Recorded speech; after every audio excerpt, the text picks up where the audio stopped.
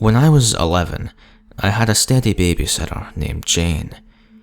My brother and sister were 17 and 18, so they were either too cool to babysit me or busy with school around the time. Jane was their age, but I don't think her family had a lot of money, so she would babysit me almost every weekend instead of doing normal teenager stuff. My family lived in a pretty well-to-do cul-de-sac in the back of a large neighbourhood. It was one of those neighbourhoods where the houses got nicer the further back you went. The houses at the front, by the main road, were not as nice, but still not terrible or anything. This is where Jane lived. Since I was 11 and prepubescent, I was a huge pain in the ass. But not to Jane. I looked at her as a best friend. We did so many fun things together, and I could truly tell that Jane loved me. One Saturday night, my mum was making plans for the next week, but for the first time, Jane couldn't babysit. She had her first prom. She was very excited because the boy she had a crush on for years asked her. I knew because she had been telling me about him since she started high school.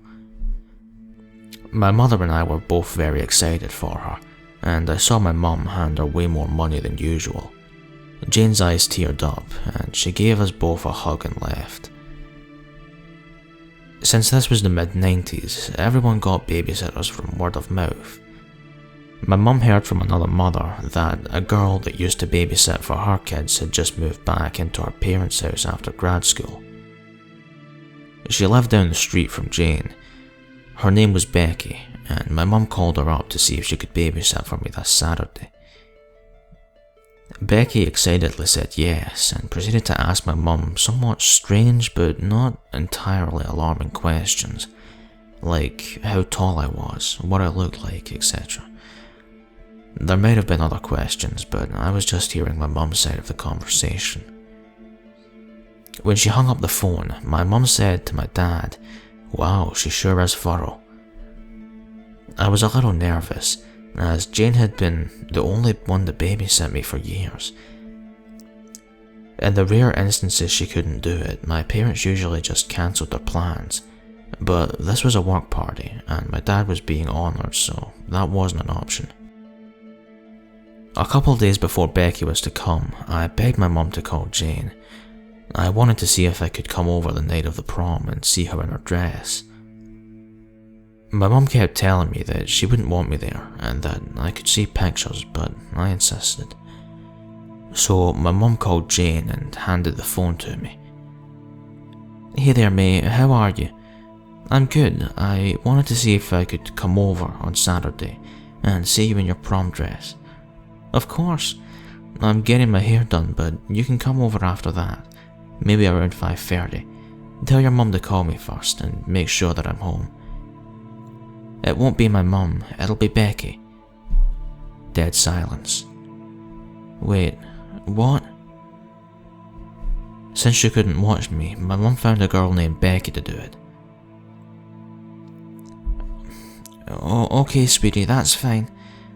She hurriedly got me off the phone. I went to school the next day and came home to my mum hanging up the phone, shaking her head. Poor Jane. Her date doesn't want to take her anymore. They had a fight. She wanted to know if she could still watch you this Saturday. I feel bad cancelling on Becky, but it's completely up to you. Of course I chose Jane, and as usual we had tons of fun. I didn't bring up prom because I didn't want to make her sad, but then she asked me if I wanted to play dress up. We did each other's hair and put on my mum's dresses and took pictures with my mother's Polaroid. It was the best night of an 11-year-old's life. Jane went to community college, and by the time she went to a 4-year school, I no longer needed a babysitter. We kept in touch a little after that, but before long we both got busy and we lost touch. This was where the story ended, until this past weekend. I ran into Jane at a bar. She was not sober. In fact, she was very drunk. She didn't seem to be doing well. She was very thin, and it looked like she had track marks on her arm. This made me extremely sad because she was one of the people I loved most in the world, at least at one time. I sat next to her at the bar and asked how she was doing. Her face lit up and she gave me a big hug. I always knew you would do well for yourself. Look at you, you're all grown up and beautiful. You look great too, Jane. No, I don't, but it's okay. We started talking and she was drinking even more. I got the feeling that she was in blackout territory. She was with a group of people that seemed to be her friends, so I wasn't entirely worried for her. But I still didn't want to leave her for some reason. She seemed really happy to see me. We started reminiscing, and once it was my turn to bring up a story again, I said, "Remember when that dirtbag stood you up for prom? So we staged our own prom with pictures and everything. That was great." She looked at me through foggy eyes and smiled a small smile. He didn't stand me up. The replacement babysitter was a sick fuck.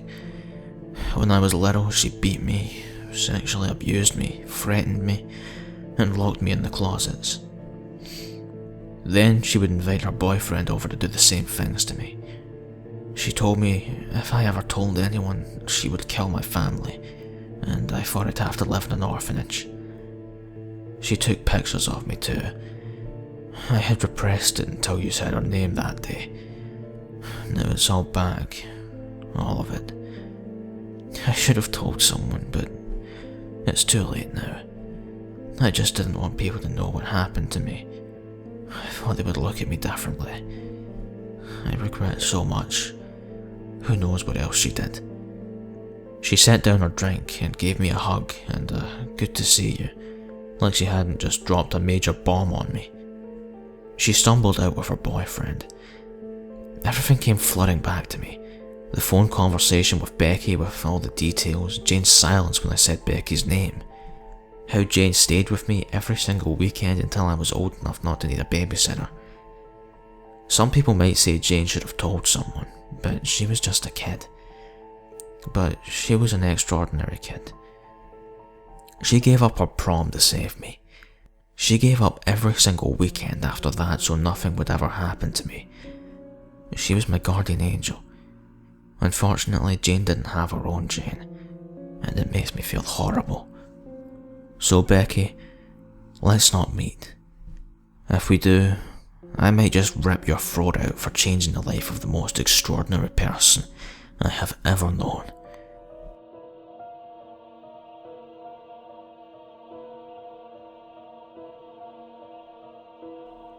Before anyone states the obvious, I should have bailed out well before I did.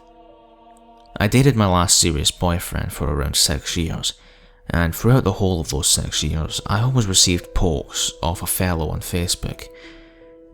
I didn't think too much of it, and we had like 30 friends in common, so I figured maybe I had met him somewhere along the way. Besides, he was muscly and quite attractive, so having the additional attention was fun, I guess. A couple of weeks later, after my ex and I split, he private messaged me asking if we could meet. We chatted for a while, and I eventually agreed to go for a meal with him. On first date terms, it was a pretty lovely one. Nice meal, walk under the stars, blah blah blah. After a few weeks of seeing him, I noticed little traits of behaviour that I found to be particularly strange. He would never let me in his house and would leave me standing outside. One day I stood outside his house for 45 minutes at 10:30 as we had walked there.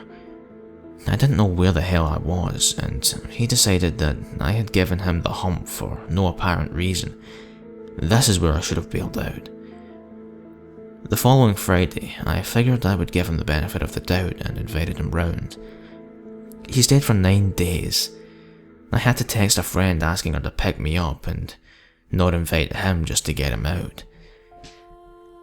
I figured I would leave it now, until he turned up on my doorstep the next day. I told him I wasn't very well, and that I had a pretty serious water infection, which was met with a lot of accusations of cheating and being called a slag. This was the final straw, and I told him to leave and not bother contacting me. Every day I received a text after that. Missed call after missed call. I blocked him on Facebook, so he messaged all my friends begging them to convince me to take him back. Hell no. I figured that after time he would back away. Things went quiet for a week. It was all bliss until I received a call from a number I didn't know. It was him, asking me who the man who just walked in my front door was. By the way, it was my dad. This happened every time someone walked to my flat. Male, female, black, white, anyone. Turned out he knew someone who lived across the street from me, and had him and his lovely girlfriend watching my every move. Things calmed down after speaking to the couple and explaining the grief it had caused me. He told them that we were still together, and he was concerned for my safety. I thought he had got the message, until one day I was finishing work and caught the bus home. I had this perfectly timed so that I would always be pulling up to my estate at 6 PM. As I strolled down the hill to my estate ready to cut through the alley for the garages, I noticed a figure tucked away in the shadows in the corner. It was him. I kept my head up and marched onward to my front door.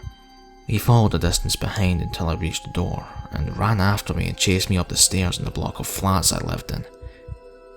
I told him that I wasn't interested, that he was crazy, and that he needed help, where he felt that maybe a hug would change my mind on the situation.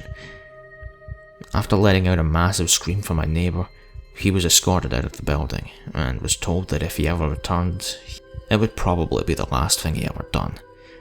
At least I learnt now not to date people off Facebook and run a background check on any future partners.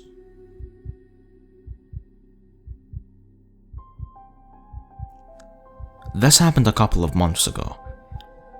It feels hollow to put a catchy title on what happened to me because it freaked me the fuck out for a while, but I think it fits in this community. I was driving home from work at 2 AM. I'm a nurse and I live in a small city. The roads are totally deserted and it was a freezing night. I don't live that far from work, maybe a couple of miles. I'm driving down a residential street, and around the corner from my house I see a man laying face down on the street. Now remember, I'm a nurse. My first thought was, great, gotta help this guy. I was coming off a long shift, and falls happen all the time. As I slowed down the car, I suddenly realised what an idiot move that was. I'm a 100-pound woman, and I don't carry any weapons. I thought I should do something to help the guy, so I called 911 as I drove past him and slowed to a stop at the end of the block. While I was stopped at the light, I explained to the dispatcher that there was a man on the road who might need assistance. All of a sudden, I hear a loud bang bang from the driver's side window. I screamed and looked over. A man was pounding on my window and jiggling the handle of my locked car. I looked in the rearview mirror and saw that there was no man lying in the street. Still on the phone with 911, I screamed, "I'm so scared," to the dispatcher and floored it through the red light. I quickly told him what happened, and even though I was right by my house, he told me to keep driving. After a few minutes, I calmed down and he told me to look back around.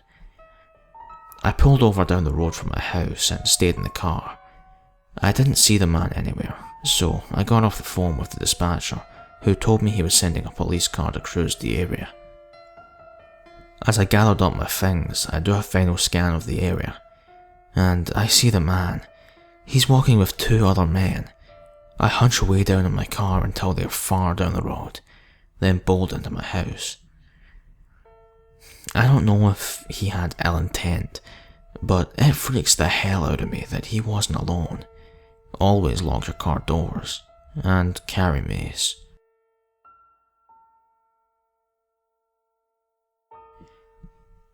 This happened yesterday.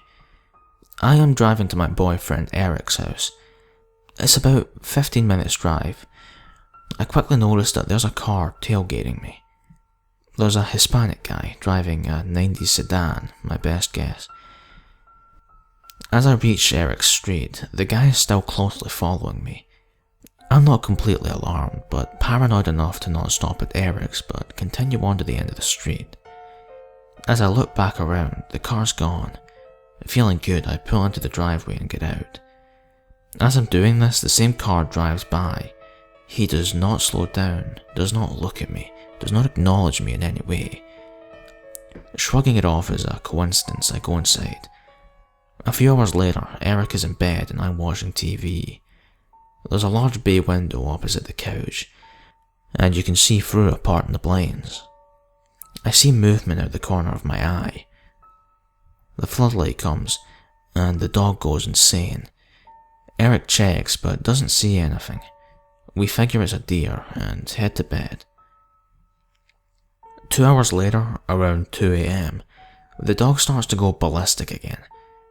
I'd never heard her go off like this, ever. So Eric takes a bat and the dog and goes out the side door. The side door is level with the ground and opens directly into the kitchen. Eric pops his head in, tells me the backyard is clear and that he's checking the front, and makes me lock the screen door even though I was keeping the inside door open. I am standing with my head in the fridge, back to the door, when I hear him trying to get in. I turn around laughing because he just told me to lock it, and it's not Eric. It's the guy that was following me earlier. He doesn't say anything, just stares as he tries to get in again. I scream bloody murder, and Eric and the dog come running along the side of the house. The guy takes off. We call the police. They couldn't find him. They filed a report, but they said there was really nothing they could do unless I see him again. I do not even want to think about what would have happened if that screen door wasn't locked. We're staying at my house for the foreseeable future.